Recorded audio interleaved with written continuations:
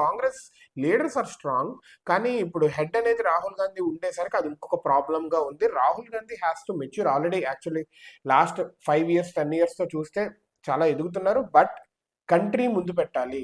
కంట్రీని ముందు పెట్టుకోకుండా anti రిలీజియస్గా, anti ఇండియాగా అలాంటి హేట్ స్పీచెస్ కానీ అలాంటివి చేస్తుంటే ఒప్పుకోము.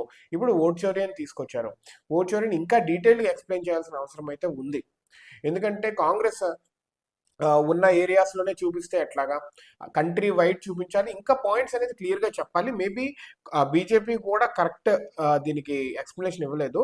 ఇలాంటివి ఇంకా స్కామ్స్ ఏవైతే ఉన్నాయో అలాంటివి బయటికి తీసుకురావాలి, క్లియర్గా ప్రజల్లోకి పెట్టాలి. ఇప్పుడు సోషల్ మీడియా అన్ని బాగా వచ్చినాయి కాబట్టి టెక్నికల్గా కూడా మాట్లాడాలి. And I really wish a strong opposition to develop in this country, but even that should work for the country, that should not work against the country. Let's see how all this goes.